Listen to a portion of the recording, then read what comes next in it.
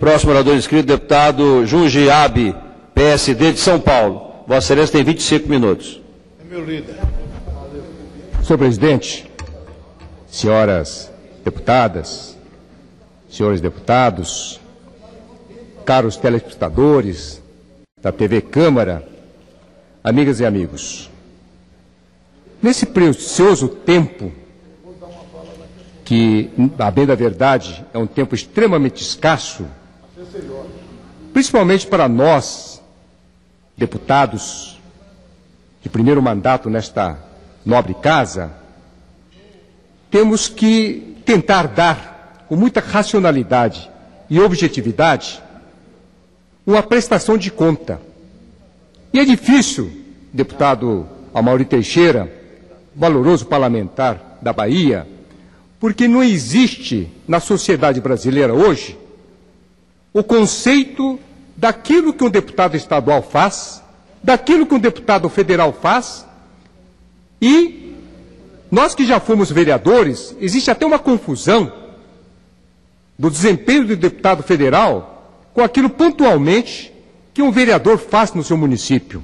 Não obstante a importância de cada esfera de representação. Diante desse conceito, senhor presidente, eu queria, nesse tempo, fazer inicialmente algumas considerações de ordem pontual, para não dizer regional. E aí começo, senhor presidente, dizendo que na nossa cidade de Mogi das Cruzes, já ultrapassando 400 mil pessoas, portanto 400 mil habitantes, cidade de Mogi das Cruzes, na região metropolitana da grande capital do estado de São Paulo, que é a cidade de São Paulo, a cidade nossa é cortada, como também outras cidades da região considerada Alto Tietê, pela estrada de ferro, importante estrada de ferro para a condução praticamente de toda a população obreira de 10 municípios dessa região. Essa estrada de ferro da CPTM, Companhia de Trânsito Metropolitano de São Paulo, corta a cidade. E os usuários são milhares. Por essa razão, a cidade para praticamente a cada 15 minutos. E nós, cidades praticamente pobres, orçamentariamente falando, foi requisitado, tempos atrás, a construção de 2 viadutos, pelo menos 2 viadutos. Temos algumas outras passagens. O governo federal aprovou um projeto importante para que fossem liberados para a contratação dessa grande obra de 2 viadutos, aproximadamente num contrato de 45 milhões de reais. Bastando aí para alguns aspectos outros, como desapropriações e demais despesas, num total de 60 milhões de reais. Desde 2011, o contrato está praticamente concluído para que nós pudéssemos ter o início dessas obras. Porém, por uma série de razões que não vou entrar no mérito neste momento, até pela troca de ministro dos transportes, talvez até pelas condições da deterioração da economia internacional, com reflexos extremamente preocupados para o Brasil, esse contrato praticamente não saiu do papel. Daí a razão de nós termos pedido, através da Comissão de Desenvolvimento Urbano da Câmara, que faço parte, com muita honra, através de um requerimento, solicitado a presença nesta casa, na nossa comissão, do Dr. Jorge Ernesto Pinto Frac, diretor-geral do DENIT, para que nós pudéssemos ter um esclarecimento melhor, porque, caso contrário, evidente que não é só a minha cidade, senhor presidente, são outras, praticamente 5, para não dizer 10 cidades, que todos os dias têm problemas na divisão urbana, em função dos trens da CPTM. Nós não estamos aqui de forma alguma criticando o transporte ferroviário, ao contrário. Eu sou amante do sistema ferroviário, principalmente para um país continental como o Brasil. Mas é evidente, senhoras deputadas, senhores deputados, que nós precisamos, deste Brasil imenso, começar efetivamente a concluir processos como esses, já contratados, mas que não podem ficar arquivados ao tempo, e que precisamos efetivamente ir ao encontro dos anseios da população. Isso é um registro importante para que nós possamos dar uma satisfação àquela população que praticamente já quase chega a 2,5 milhões de habitantes de 10 cidades do Alto Tietê. Em segundo lugar, senhor presidente, eu gostaria também de, neste instante, traçar algumas considerações sobre aquilo que já foi detectado como um grande atraso no Brasil nesse evento próximo, que é o Rio+20. É o nosso destino do resíduo sólido domiciliar, entre aspas, aquilo que nós chamamos comumente de lixo da nossa casa. Estamos muito atrasados, senhoras deputadas e senhores deputados, visto que tem a lei federal de resíduos sólidos que diz claramente o seguinte: de 2014 em diante, não se admite em nenhum município brasileiro a continuação dos chamados lixões clandestinos, os lixões que praticamente violentam a nossa natureza, violentam o nosso meio ambiente. De 2014 em diante, nós teremos que ter no território brasileiro, em todos os municípios, o aterro sanitário controlado. Ora, eu quero ser mais realista. Nas grandes cidades, e principalmente nas cidades que compõem as regiões metropolitanas, nós não temos mais espaços para aterros sanitários. Nós não temos mais locais para o enterro do lixo. Além de ter essa dificuldade imensa de detectar áreas disponíveis, porque são necessárias áreas gigantescas para esses aterros sanitários, nós entendemos que outros países, seja da comunidade europeia, seja um país do Oriente, como também nos Estados Unidos, diga-se de passagem, já visitei alguns sistemas há décadas, para não dizer 30, 40 anos, senhor presidente, já não se enterra mais o lixo. Tem as usinas limpas, as usinas chamadas verdes, que na verdade são sistemas de incineração do processo. Uma dessas usinas que eu visitei nos Estados Unidos, como também no Japão, além de praticamente incinerar todo o processo daquilo que drenamos das nossas casas como resíduos sólidos, essas usinas ainda geram energia. É impressionante, senhor presidente. E graças a Deus, eu trago aqui um exemplo da nossa região do Alto Tietê. Talvez eu esteja direcionando muito esse espaço precioso desta casa para dizer da nossa região. Mas pioneiramente, na nossa cidade de Mogi das Cruzes, a Sabesp, Serviço do Estado de São Paulo de Saneamento Básico, começa a tomar providências.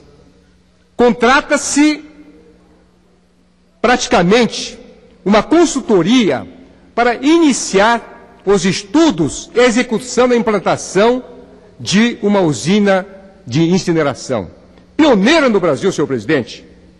E aí, o prefeito municipal da minha cidade, Marco Aurélio Bertaioli, em boa hora, faz um convênio com a cidade irmã de Toyama, do Japão, uma das cidades mais limpas no processo de tratamento do resíduo sólido domiciliar, para que funcionários técnicos daquela prefeitura de Mogi das Cruzes possam se locomover à cidade de Toyama, no Japão, para absorver ensinamentos, senhoras e senhores, de como fazer a coleta seletiva, de como proceder à triagem dos resíduos aproveitáveis em termos de reciclagem, como proceder à reutilização desse lixo nosso de cada dia, para diminuir no total 30%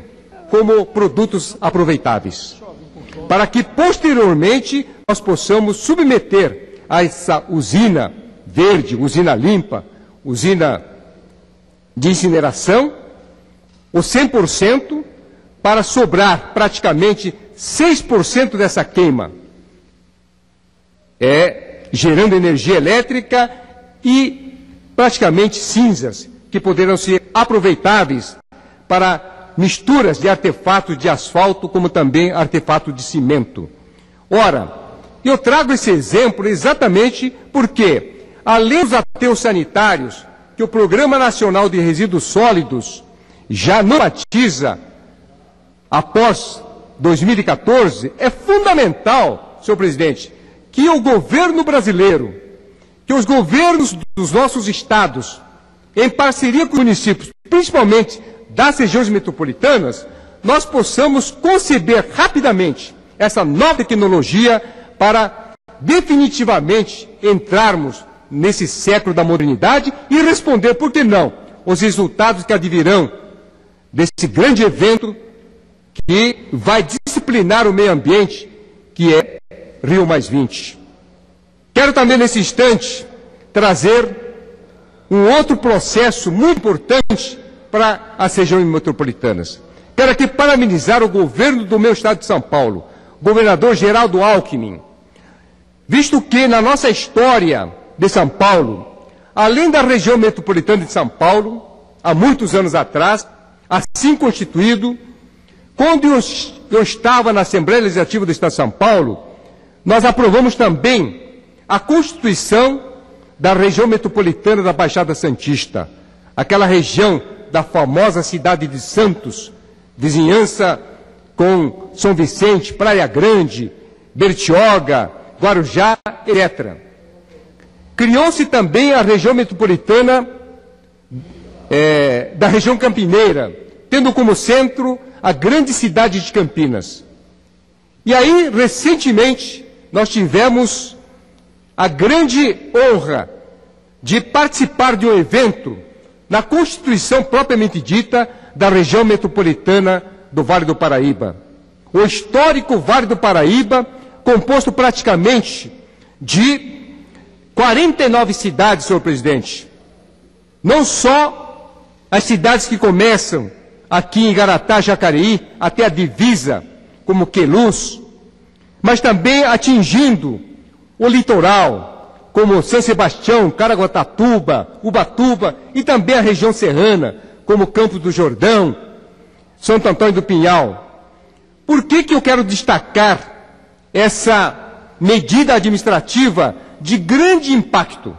Porque a região metropolitana nada mais é do que nós podermos ter o sentido de diminuir as diferenças que existem entre os municípios com grandes orçamentos e outros que sequer têm recursos públicos para manter-se administrativamente o seu município. Com a implantação da região metropolitana, temos a absoluta certeza que talvez não seja a solução definitiva, mas podemos diminuir exatamente esse descompasso, essa desuniformidade, essa desigualdade que campeiam em todos os municípios brasileiros. Eu sou adepto de tudo que se aproxima da igualdade. Luto sempre contra a desigualdade, principalmente a desigualdade que impera entre nós seres humanos. Mas essa desigualdade é latente no Brasil, senhor presidente, entre os municípios. Ora, nós temos, evidentemente, que são poucos municípios, mas nós temos na região metropolitana de São Paulo municípios cujos prefeitos de cidades extremamente possantes em seus cursos públicos, oriundos do próprio município, diante do quadro extraordinariamente forte de Parque Fabris, que não sabem o que fazer com as verbas carimbadas de 25% para a educação e 15% para a saúde. Ora, senhor presidente, e no vizinho de sua cidade tem municípios com uma população imensa, com orçamento reduzido, que até parece que são dois Brasis. Até parece que são dois municípios de países diferentes. Ora, diante desse processo, eu tenho absoluta certeza que com esse processo da região metropolitana, no Vale do Paraíba, nós poderemos buscar um pouco mais de conforto, principalmente aos pequenos municípios. E eu tive o prazer e a honra de, aproximadamente 20 dias atrás, participar da segunda reunião ordinária daquele município, que tratou-se efetivamente de dois temas fundamentais para início das atividades: transporte coletivo e saúde pública. Quero aqui enaltecer mais uma vez a grande meta do governador Geraldo Alckmin na possibilidade de nós diminuirmos o desequilíbrio entre os municípios existentes. Trago também, senhor presidente, mais um assunto fundamental daquela região do Vale do Paraíba. E tenho a honra de representar, humildemente sim, modestamente sim, mas aquela região extremamente pobre, principalmente quando se trata dos municípios que compõem o fundo do Vale. Nós fizemos uma reunião muito importante para tentar resolver os problemas do Hospital e Maternidade Frei Galvão, instalado na cidade de Guaratinguetá, que tem a incumbência de, regionalmente falando, atender praticamente 16 municípios do Vale Histórico. É uma temeridade o que está acontecendo lá, senhor presidente. Gasta-se por ano para atender a população daquela região toda, através do SUS, praticamente 17 milhões. Mas efetivamente recebe do SUS 13 milhões e meio. Ora, tivemos a oportunidade de solicitar ao ministro da Saúde, Alexandre Padilha, para que pudesse verificar a situação desse hospital. E ainda recentemente tivemos lá a presença da senhora que representou o Ministério da Saúde, levando, evidentemente, alternativas, como a implantação de programas, tais como atenção integral à saúde da mulher, atenção à mulher e à criança, urgência, emergência e assistência farmacêutica. Portanto, eu quero também, nesse instante, agradecer à presidente Dilma pela alta atenção que tem tido no atendimento, principalmente nesta área da maior demanda pública de serviços públicos prestados no Brasil, que é a área da saúde. E quero, então, parabenizar as pessoas que solicitaram a nossa intervenção, como secretários e secretárias municipais da saúde daquela região, como também prefeitos e, principalmente, um vereador da cidade de Guaratinguetá, que foi a pessoa que tomou a iniciativa de nos comunicar sobre essa defasagem naquela região. Quero também aproveitar esta oportunidade, senhor presidente, para falar sobre uma PEC que, graças a Deus, tivemos aqui o apoio fundamental, praticamente, de 200 parlamentares.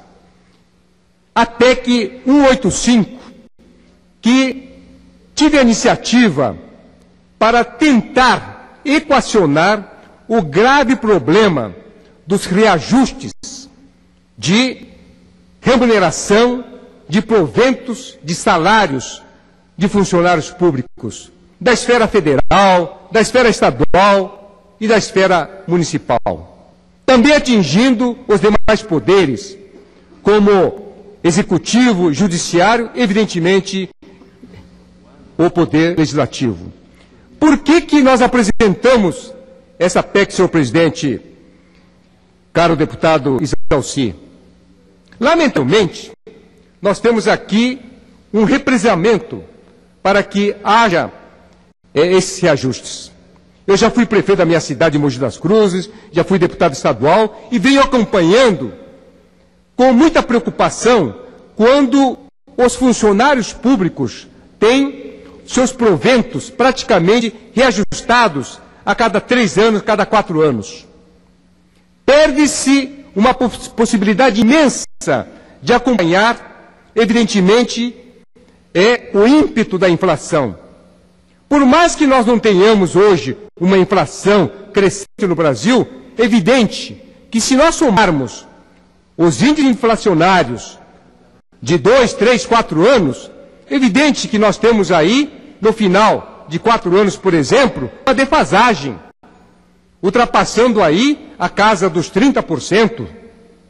Ora, e quando se reajusta a cada 3, 4 anos os funcionários públicos, existe uma incompreensão na nossa sociedade civil e muitas vezes a desinformação da mídia faz com que haja um protesto, uma crítica veemente, porque não se leva em consideração e ninguém se lembra que houve um represamento de 3 ou 4 anos. E aí, eu trouxe até aqui um cálculo, senhor presidente. Suponhamos uma minoração de R$1.000, que em 4 anos precisa ser reajustado com 50%. A sociedade civil não acredita nessa possibilidade como real.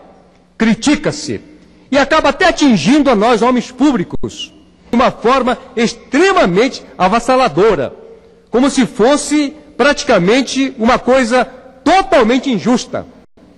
Mas não estou aqui colocando a nossa figura do homem público, mas eu estou me dirigindo novamente o prejuízo que o funcionário público tem. Ora, esse exemplo de R$1.000, se nós tivermos, ao cabo de 4 anos, um reajuste de 50%, nós teremos aí praticamente R$1.500 de reajuste após 4 anos. Ora, se nós dividirmos 50% em 4 parcelas anuais, portanto, 12,5% ao mês, ao ano, e fizermos o reajuste anual, evidente que para aquele funcionário que tem a importância matriz de R$1.000, ele acaba recebendo praticamente muito mais do que o R$1.500 ao contrário, acaba recebendo R$1.600, senhor presidente, ao invés de R$1.500. Ora, essa equação aplica-se para quem recebe R$2.000, para quem recebe R$3.000 e assim por diante.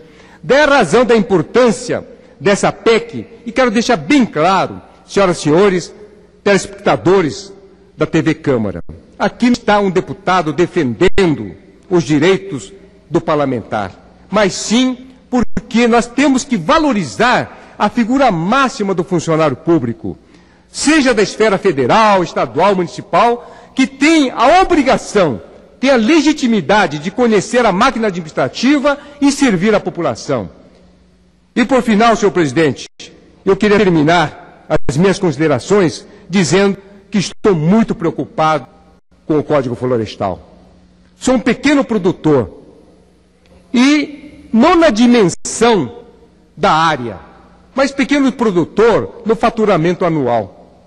Lamentavelmente, ao longo dos anos, nós perdemos a possibilidade de render as nossas homenagens, os nossos respeitos aos produtores rurais do Brasil inteiro. Cada vez mais que a cidade cresce, tenho a impressão que nós estamos deixando de respeitar e de reconhecer o valor daqueles que produzem alimentos no Brasil. E, além do mais, existe um estigma lamentável sobre os grandes produtores, como se fossem virtuosos da natureza, como se fossem até criminosos da natureza. E aí nós temos políticas públicas que defendem a agricultura familiar e precisam ser defendidos, mas se esse agricultor, que faz parte do enquadramento da agricultura familiar, que todo ser humano tem o direito de melhorar a sua vida, se ele deixar de produzir aquele limite estabelecido, a agricultura familiar, vou terminar, senhor presidente, lamentavelmente, esse agricultor, que não é grande, ele é um mini produtor rural, ele é um pequeno produtor rural, ele perde todas as suas vantagens. E eu quero enquadrar essa dificuldade dentro daquilo que está acontecendo no Código Florestal. Não obstante, a medida provisória tentar disciplinar, lamentavelmente, para esses produtores enquadrados como a agricultura familiar, para os mini agricultores, para os pequenos produtores rurais, com certeza, aqueles que produzem centenariamente à beira de córregos, de rios, nós teremos aí grandes prejuízos, sem sombra de dúvida. Apresentamos algumas emendas. Quero crer que esta casa terá a oportunidade, senhor presidente, vou terminar. Esta casa terá a oportunidade de analisar, discutir todas as emendas aqui apresentadas. Mas quero crer que a nossa emenda vai ao encontro na defesa desses pequenos produtores que estão às beiras de córrego dos rios. Como o meu tempo já não me dá oportunidade, eu só queria dizer o seguinte, senhor presidente, para concluir. É fundamental que as nossas cidades, cidadão, que moram nas nossas cidades brasileiras, comecem a entender que se nós não protegermos o produtor rural, independente de familiar, mini, pequeno, médio, grande, evidentemente que nós não teremos no Brasil o equilíbrio necessário, orçamentário, fiscal, e principalmente para abastecer a fome e a sede que bate todos os dias às portas do nosso povo brasileiro. Muito obrigado, senhor presidente.